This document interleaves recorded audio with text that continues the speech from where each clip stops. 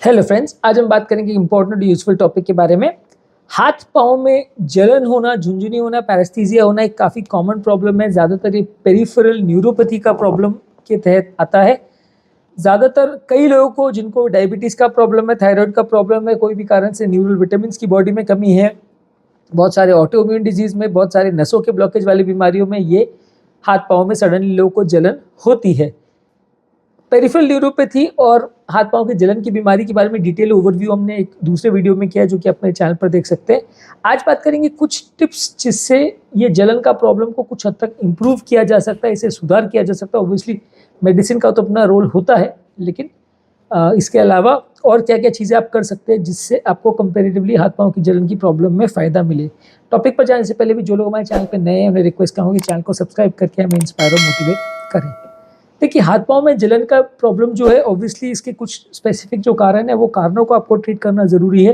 चाहे वो डायबिटीज़ का प्रॉब्लम हो, नलियों के ब्लॉकेज का प्रॉब्लम हो, नर्व्स का, न्यूरल विटामिन का डेफिशिएंसी का प्रॉब्लम हो, थायराइड का प्रॉब्लम हो, जो भी हो, उसको ट्रीटमेंट आपको करना पड़ेगा। इसके साथ आपको एक हेल्दी डाइट मेंटेन करना पड़ेगा। हेल्दी डाइट से मतलब ये है कि ताज़ा फल सब्जी वगैरह ज़्यादा रहे, इससे आपको विटामिन और मिनरल ज़्यादा मिलेगा। हेल्दी डाइट लेने से जो नलियों में अंदर इन्फ्लेमेशन या सूजन है, वो भी कंपैरेटिवली कम हो जाएगी। कुछ एंटीऑक्सीडेंट्स तत्व रहते हैं साग सब्जी वगैरह में, खासकर कि बेरीज और ग्रीन टी, इसमें कुछ एंटी इन्फ्लेमेटरी प्रोडक्ट्स रहते हैं जो कि आपके सेल्स की हीलिंग को भी इम्प्रूव करते हैं, सेल्स को डैमेज से भी बचाते हैं, उसको प्रोटेक्ट करते हैं। और ये सब चीज़ों से आपके हाथ पाँव की जलन का प्रॉब्लम में कुछ हद तक आपको फ़ायदा मिलेगा। नेक्स्ट है एक्सरसाइज रेगुलर बेसिस पे करना है। अगर आप रेगुलर बेसिस पे एक्सरसाइज करते हैं तो हाथ पाँव की जलन का प्रॉब्लम में कुछ हद तक आपको फ़ायदा मिलेगा। जलन का और इससे रिलेटेड जो पेन है वो आपका काफ़ी हद तक कम हो जाएगा और आपकी मसल्स को भी कुछ ताकत मिलेगी, आपके हाथ पाँव की हेल्थ भी इंप्रूव होगी। ये एक्सरसाइज किसी भी तरह की हो सकती है, चाहे वॉकिंग हो, स्विमिंग हो, साइकिलिंग हो, अलग अलग तरह के आप एक्सरसाइज कर सकते हैं। इससे आपका हाथ पाँव का दर्द का प्रॉब्लम कुछ फ़ायदा मिलेगा।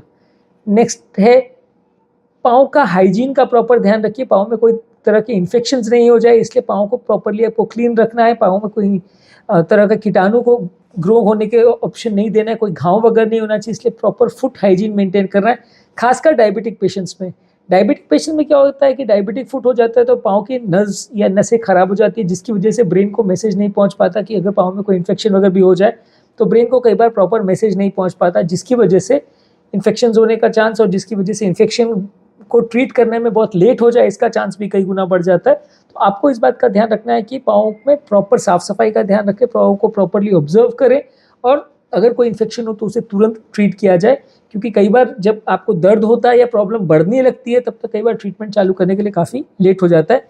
इस विषय पर डायबिटिक फुट वाले टॉपिक में हमने डिटेल डिस्कशन किया, आप चाहे तो वो वीडियो मेरे चैनल पर देख सकते हैं। पाँव को डेली सोप और वाटर से अच्छे से साफ करना चाहिए और उसमें डेली मॉइस्चराइजर सोल्यूशन वगैरह लगाना चाहिए। पाँव के नाखून वगैरह ना बढ़ जाए या इनग्रोइंग टोनियल्स वगैरह का प्रॉब्लम नहीं हो जाए, उसके लिए आपको ध्यान रखना है। और नंगे पाँव किसी भी जगह पे बहुत ज़्यादा पब्लिक प्लेसेस में वगैरह पे नहीं चलना है, ताकि आपको पाँव में कोई इन्फेक्शन नहीं हो जाए, कोई चोट नहीं हो जाए, कोई फंगल इन्फेक्शन वगैरह नहीं हो जाए। नेक्स्ट है पाँव के लिए अप्रोप्रिएट तरह के जूते या शूज़ पहनिए। नंगे पाँव चलने का ज़्यादा प्रयास मत करिए। अच्छे अगर शूज़ आप पहनते हैं और कंफर्टेबल शूज़ पहनते हैं तो उससे कंपैरेटिवली पाँव में चोट लगने का चांस कम हो जाता है। फुटवेयर जो आप पहनते हैं वो बहुत छोटे या बहुत बड़े नहीं होना चाहिए। कई बार क्या होता है कि डायबिटिक पेशेंट में पाँव में दर्द का उतना एहसास नहीं होता, तो आदमी को एक आध साइज छोटा या बड़ा कुछ जूता पहन लेता है, उतना पाँव में सेंसेशन का पता नहीं चलता है। इसकी वजह से पाँव में इंजरी होने का चांस बढ़ जाता है, पाँव को प्रॉपर सपोर्ट नहीं मिलता, प्रॉपर कुशनिंग नहीं मिलती है, इसकी वजह से आपको नुकसान होने का या दर्द होने का चांस बढ़ जाता है। इसके अलावा बहुत हाई हील्स के जूते या बहुत नैरो जिन जूते का टिप है, यानी कि जो जूतों का आगे का टिप बहुत ज़्यादा नैरो या पतला है, वैसे जूतों को अवॉइड कीजिए। इससे पाँव में फ्रिक्शन ज़्यादा होगी और इससे पाँव में डैमेज होने का चांस ज़्यादा हो जाएगा। ज़्यादातर इस तरह के जूते आप पसंद करिए जिसमें हील्स बहुत छोटे या मॉडरेट साइज़ के हों और सामने से वो उतने नैरो नहीं हो, थोड़े चौड़े हों। इसके अलावा रिलैक्सेशन टेक्निक्स प्रैक्टिस कीजिए। स्ट्रेस और एंग्जाइटी से हाथ पाँव की जलन होने का प्रॉब्लम काफ़ी हद तक बढ़ जाता है। डीप ब्रीदिंग, योगा, मेडिटेशन, इस तरह की आप एक्टिविटीज़ करते हैं तो इससे आपका रिलैक्सेशन होता है, इससे हाथ पाँव की जलन होने का प्रॉब्लम कुछ हद तक कम हो सकता है। नेक्स्ट है हीट या कोल्ड थेरेपी का प्रयोग कीजिए। यदि आपका पाँव में कोई इन्फेक्शन वगैरह हो गया या जलन है, सूजन है, तो उसमें गर्म पानी के हॉट वाटर बॉटल्स वगैरह आप लगा सकते हैं, हीटिंग पैड्स वगैरह लगा सकते हैं, हीट थेरेपी दे सकते हैं या कोल्ड कंप्रेस कर सकते हैं, आइस लगा सकते हैं। लेकिन ये सारी चीज़ों को डायरेक्ट हाथ पाँव के कॉन्टैक्ट में नहीं लाना चाहिए। थोड़ा सा टॉवल के अंदर बांध के या इस तरह की चीज़ों से उसको डायरेक्ट स्किन के कांटेक्ट में नहीं आने देना चाहिए। इससे क्या इन्फ्लेमेशन का चांस या डैमेज होने का चांस बढ़ जाता है। थोड़ा सा ध्यान से हीट और कोल्ड थेरेपी आप दे सकते हैं। अगर किसी को पाँव में जलन हो रही है, सूजन हो रही है या कोई अर्ली स्टेज ऑफ इन्फेक्शन है तो आप उसको यूज़ कर सकते हैं। नेक्स्ट है कि रेगुलर बेसिस पे अच्छा रेस्ट कीजिए। 7-8 घंटे की नींद भी ज़रूरी है। बहुत लेट नाइट तक जागना और ऐसी एक्टिविटीज़ जो आपकी स्लीप को अफेक्ट करती है वो भी हाथ पाँव की हेल्थ के लिए या इस जलन और न्यूरोपैथी की प्रॉब्लम्स के लिए अच्छी नहीं है। तो आपको ऐसी एक्टिविटीज़ करनी है जिससे आपको प्रॉपर नींद आए, आपकी नींद अफेक्ट नहीं हो। इंसोम्निया पर रिलेटेड हमने या नींद की प्रॉब्लम से रिलेटेड हमने ऑलरेडी डिटेल वीडियो किया है जो कि आप मेरे चैनल पर देख सकते हैं। इसके अलावा न्यूरोपैथिक पेन के लिए कई बार एमिट्रिप्टिलिन, न्यूरल विटामिन खासकर विटामिन B3, न्यूरल विटामिन खासकर विटामिन B12, इसके अलावा alpha lipoic acid, gamma linoleic acid, ये सारी चीज़ें ज़्यादातर डॉक्टर्स आपको प्रिस्क्राइब करते हैं। अगर बहुत ज़्यादा किसी को न्यूरोपैथिक पेन हो तो प्रीगैबलिन का कॉम्बिनेशन या गामापेंटिन का कॉम्बिनेशन आपको दिया जाता है। हमने न्यूरोपैथिक पेन के मेडिकल ट्रीटमेंट पर ऑलरेडी डिटेल वीडियो किया है तो वो आप मेरे चैनल पर देख सकते हैं। ये मेडिसिन वगैरह लेने से आपका न्यूरोपैथिक पेन या हाथ पाँव में जलन का प्रॉब्लम काफ़ी हद तक ठीक हो जाएगा। और ये न्यूरल विटामिन की कई बार डिफिशियंसी या कमी होने की वजह से हाथ पाँव की नसें ज़्यादा गलती हैं तो इसकी वजह से भी पेन ज़्यादा बढ़ जाता है। तो इसकी मेडिसिन जो आपको दी जाती है उसको अप्रोप्रिएट तरह से पूरी तरह से आप लेंगे तो अच्छा है। इसके अलावा ऑल्टरनेटिव थेरेपी जैसे कि एक्यूपंक्चर है, मसाज थेरेपी है, रिफ्लेक्सोलॉजी है, ये सारी थेरेपीज अगर आप करते हैं तो इससे हाथ पाँव की जलन की प्रॉब्लम्स को कुछ हद तक मदद मिलती है। पाँव का सर्कुलेशन इंप्रूव होता है, पाँव की सूजन या इन्फ्लेमेशन कम होती है, पाँव का रिलैक्सेशन बेटर होता है। तो जिनको भी इस तरह का प्रॉब्लम है उनको ऑल्टरनेटिव थेरेपीज भी कई बार कंसिडर कर सकते हैं, वो उससे भी फ़ायदा मिल सकता है। बॉडी वेट प्रॉपर में मेंटेन करिए। बहुत ज़्यादा अगर किसी को हाथ पाँव का दर्द का प्रॉब्लम है तो उनको वजन बहुत ज़्यादा बढ़ने नहीं देना चाहिए। बहुत ज़्यादा दुबले और बहुत ज़्यादा मोटे लोग दोनों को प्रॉब्लम्स होने का चांस बढ़ जाता है। हेल्दी बॉडी वेट अगर रहेगा तो इस तरह की बीमारियों में होने का चांस कम होगा। इसके लिए आप रेगुलर बेस पे एक्सरसाइज कीजिए, डाइट को प्रॉपरली मेंटेन कीजिए, बहुत ज़्यादा फैटी या ऑयली चीज़ें मत खाइए तो आपका वेट प्रॉपर मेंटेन रहेगा। अंडरलाइंग मेडिकल प्रॉब्लम्स जिसकी वजह से आपको प्रॉब्लम हो रही है, चाहे शुगर का प्रॉब्लम है या मेडिसिन का प्रॉब्लम है, जो भी तरह से आपको ये बीमारी की वजह से न्यूरोपैथी हो रही है उसको आपको प्रॉपरली मेंटेन करना पड़ेगा। जब कभी भी आपको पाँव का दर्द या जलन का प्रॉब्लम बहुत ज़्यादा हो रहा है तो फुट के स्पेशलिस्ट जिसे पोडियाट्रिस्ट बोलते हैं, ये अगर आसपास में अवेलेबल है तो उनको मिलिए।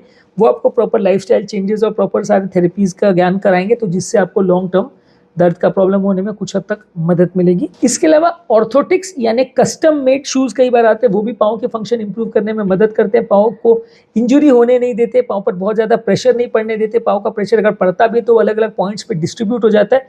इसलिए ऑर्थोटिक फुटवेयर आता है जो कि स्पेशली कस्टम डिज़ाइन करके जो फुट स्पेशलिस्ट होते हैं वो आपको हेल्प करेंगे बनवाने में। तो वैसी चीज़ों को आप यूज़ कर सकते हैं, उससे आपको कंपेरेटिवली जलन का प्रॉब्लम थोड़ा सा कम होगा। और जिन लोगों को पाँव में अगर कुछ डिफॉर्मिटी है या पाँव थोड़ा विकृत है उनके लोगों के लिए भी अच्छा है। जिन लोगों का चलने में भी थोड़ा बैलेंस का प्रॉब्लम है उनके लिए भी ये थोड़ा सा मददगार होता है। नेक्स्ट है टोबैको और अल्कोहल को अवॉइड कीजिए। कोई स्मोकिंग या अल्कोहल नहीं लेना चाहिए इस तरह के लोगों को। अगर किसी को न्यूरोपैथिक पेन का प्रॉब्लम है तो वो जहाँ तक पॉसिबल है इस तरह के व्यसन उनको नहीं करना चाहिए। स्मोकिंग और अल्कोहल दोनों ही आपके हाथ पाँव की जलन का प्रॉब्लम, न्यूरोपैथिक पेन का प्रॉब्लम को बढ़ाते हैं। इससे आपको जहाँ तक पॉसिबल हो बचना चाहिए। नेक्स्ट है इनफ पानी पीना चाहिए। अगर दिन भर में अगर न्यूरोपैथिक पेन का प्रॉब्लम है तो 8 से 10 गिलास पानी यानी लगभग 2 से 3 लीटर पानी दिन भर में पीना चाहिए। और जहाँ तक पॉसिबल हो पानी ही ले, हाइड्रेशन मेंटेन करने के लिए तो ज़्यादा अच्छा है। ज़्यादातर कैफीन या शुगर वाले बेवरेजेस हैं जैसे कि सोडा है, कोल्ड ड्रिंक्स वगैरह, वो आपको ज़्यादातर अवॉइड करना चाहिए क्योंकि बॉडी का इंटरनल वॉल्यूम को कम करते हैं और इसमें जो शुगर कंटेंट बहुत ज़्यादा होता है वो इंटरनल बॉडी को या नली को डिहाइड्रेट करता है जिसकी वजह से दर्द का या पेन का प्रॉब्लम बढ़ सकता है। तो आपको सोडा, कोल्ड ड्रिंक्स को अवॉइड करना है और पानी ज़्यादा पीना है। इसके अलावा मेंटल स्ट्रेस को जहाँ तक पॉसिबल अवॉइड करना है। जितना मेंटल स्ट्रेस होगा उतना मसल्स में सूजन, इन्फ्लेमेशन भी ज़्यादा होगा। तो उसके लिए yoga, meditation, deep breathing exercise, progressive muscle relaxation, psychological counselling, ये सारी चीज़ें आप कर सकते हैं। तो इससे आपका कंपेरेटिवली हाथ पाँव का दर्द का प्रॉब्लम कुछ हद तक इम्प्रूव होगा। इसके अलावा फुट मसाज कर सकते हैं। अगर किसी को हाथ पाँव के दर्द का प्रॉब्लम है तो कुछ इलेक्ट्रिकल मसाजर्स आते हैं, मैनुअल मसाजर्स आते हैं, मैनुअल रोलर्स आते हैं, हीटेड मसाजर्स आते हैं। तो इसको आप यूज़ कर सकते हैं, लेकिन इसको प्रॉपरली यूज़ करने की ज़रूरत है। बहुत ज़्यादा अग्रेसिव मसाजिंग नहीं करना है या बहुत ज़्यादा हाई टेम्परेचर्स पे हीट मसाज वगैरह नहीं करना है, नहीं तो उल्टा इंजरी बढ़ जाएगी। हाथ पाँव को मसाज करने से हाथ पाँव की मसल्स रिलैक्स होती है और हाथ पाँव का दर्द भी कुछ हद तक कम हो सकता है। इसके अलावा एक्यूपंक्चर कर सकते हैं जो कि बेसिकली एक चाइनीज़ मेडिसिन टेक्निक है जिसमें छोटे छोटे नीडल्स जो एक्सट्रीमिटीज़ है यानी हाथ पाँव में लगाए जाते हैं, इससे हीलिंग इंप्रूव होती है और ब्लड फ्लो इंप्रूव होता है। तो हैंड फुट के प्रॉब्लम्स के लिए या न्यूरोपैथिक पेन के प्रॉब्लम्स के लिए आप इसको भी यूज़ कर सकते हैं। इसके अलावा टॉपिकल थेरेपी यूज़ कर सकते हैं। कुछ क्रीम्स और ऑइंटमेंट्स आते हैं जो आपके पेन और दर्द के एहसास को कुछ हद तक कम करते हैं। इसमें स्पेशली कैप्साइसिन क्रीम है जो कि चिली पाउडर का एक्टिव इंग्रेडिएंट होता है, जो कि पेन सेंसेशन को ब्लॉक करता है एक तरह से, या मेंथोलेटेड क्रीम्स है जो कि पाँव में ठंडक का एहसास करवाता है, तो इससे भी पाँव का सूजन कुछ हद तक कम होता है। तो इस तरह की चीज़ों को आप यूज़ कर सकते हैं, इस तरह की क्रीम्स को आप लगा सकते हैं, तो इससे आपको फ़ायदा हो सकता है। अगर हाथ पाँव में कोई डिफॉर्मिटी है, कोई मसल का प्रॉब्लम है, कोई जॉइंट का प्रॉब्लम है जिसकी वजह से पेशेंट अच्छे से नहीं चल पा रहा है या बैलेंस नहीं बन रहा, टेढ़ा मेढ़ा हो रहा है, तो उसके लिए स्पेसिफिक सर्जरी प्लान की जा सकती है। उस पर्टिकुलर सर्जरी से उस जो जॉइंट का प्रॉब्लम है या डिफॉर्मिटी है उसको करेक्ट किया जा सकता है, तो इससे भी चलने में या बैलेंस में थोड़ा सा मदद मिलेगी। अगर हाथ पाँव की नसों में कोई ब्लॉक है या चोक है तो फिर उसको खून पतला करने की दवाई देना पड़ेगा, या नलियों में ब्लड का फ्लो को इम्प्रूव करने वाली दवाई जैसे पेंटॉक्सीफाइलिन, सिलास्ट्राजोल देनी पड़ेगी, तो इससे भी ब्लड फ्लो इम्प्रूव होता है। और अगर पाँव की नसों में कोई ब्लॉकेज है तो उसको स्टेंट या बाईपास सर्जरी करके भी उसको इम्प्रोवाइज किया जा सकता है। इससे भी न्यूरोपैथिक पेन और न्यूरोपैथिक सिम्टम्स में कुछ हद तक राहत मिलेगी। ओवरऑल बहुत सारी स्ट्रैटेजीज है जिससे आपके हाथ पाँव के दर्द का प्रॉब्लम में कुछ मदद मिल सकती है। ये टॉपिक में हमने जो सारी चीज़ों के बारे में बात की उनको अगर आप फॉलो करते हैं तो हाथ पाँव के दर्द की प्रॉब्लम में कुछ हद तक आपको मदद मिलेगी। पूरी तरह रिलीफ हो जाएगा या हमेशा के लिए ठीक हो जाएगा वैसा कोई क्लेम नहीं कर रहा हूँ, पर आपको सिग्निफिकेंट 70-80% भी अगर राहत मिल गया तो सफिशिएंट है। न्यूरोपैथिक सिम्टम्स हर केस में पूरी तरह से ठीक हो जाएगा ऐसा ज़रूरी नहीं है। जो केसेस बहुत ज़्यादा खराब होते हैं वहाँ पे आपको नर्व स्पेशलिस्ट यानी न्यूरोपैथिक पेन से जो डील करते हैं या न्यूरोलॉजिस्ट से मिलना पड़ेगा। वो नर्व कंडक्शन वेलोसिटी और इलेक्ट्रोमायोग्राफी ये सारे टेस्ट करते हैं, EMG NCV टेस्ट बोलते हैं इनको। ये EMG NCV टेस्ट जो है इसके माध्यम से नर्व का कैसा कंडीशन है, कैसा स्टेटस है, कितना कंडक्शन वेलोसिटी, वो सारी चीज़ों को जज कर सकते हैं। मसल पे उनका एक्शन वगैरह कैसा है उसको जज कर सकते हैं, तो ट्रीटमेंट करने में थोड़ा मदद मिलेगा। उसके बाद न्यूरोलॉजिस्ट आपको कुछ स्ट्रॉन्गर मेडिसिन दे सकते हैं जिससे जलन का प्रॉब्लम में आपको कुछ हद तक मदद मिलेगा। यदि इस टॉपिक को संबंधित आपकी कोई कमेंट्स, क्वेरी, सजेशन है, कोई और टॉपिक्स पर आप चाहते हैं वीडियोस बनाएं, कोई पेशेंट रिलेटेड क्वेरीज हैं तो नीचे कमेंट सेक्शन में उनके बारे में बताइए, हम उन्हें कवर करने का प्रयास करेंगे। अंत में मैं डॉक्टर नवीन अग्रवाल तहे दिल से आपका शुक्रिया अदा करूँगा कि आपने इस टॉपिक को एंड तक देखा। जो लोग हमारे चैनल पर नए हैं उन्हें रिक्वेस्ट करूँगा कि चैनल को सब्सक्राइब करें। ऐसा करने से चैनल को कंटिन्यू करने के लिए हमें मोटिवेशन और इंस्पिरेशन मिलती है। जब भी हम कोई नया कंटेंट अपलोड करते हैं उसका नोटिफिकेशन आपको तुरंत मिल जाता है। जो लोग हमारे चैनल पे बहुत डिटेल कंटेंट नहीं देखना चाहते हैं उनके लिए रेगुलर बेस पे हम YouTube शॉर्ट्स अपलोड कर रहे हैं जिसमें सारे टॉपिक का ब्रीफ समरी हम आपको 1 मिनट में देते हैं, तो आप उस पर ध्यान दे सकते हैं, उसे देख सकते हैं। इससे आपको हेल्थ टिप्स मिल जाएंगे जिसे आप सोशल मीडिया ग्रुप्स और फ्रेंड्स फैमिली के साथ शेयर कर सकते हैं। जो लोग भी हमारे चैनल पर कंटेंट ढूंढने में जिन्हें दिक्कत आती है उसके लिए सारे चैनल को हमने टॉपिक वाइज प्लेलिस्ट में डिवाइड किया है। अलग अलग तरह के प्लेलिस्ट बनाए हुए हैं। आप स्पेसिफिक प्लेलिस्ट पर जाइए, उस पर क्लिक करिए, जिस भी टॉपिक में आपको इंटरेस्ट है तो उससे रिलेटेड आपको जो भी मेरे चैनल पे वीडियोस अवेलेबल है वो मिल जाएंगे। ज़्यादा ढूंढने की मेहनत नहीं करनी पड़ेगी, ज़्यादा टाइम वेस्ट नहीं होगा।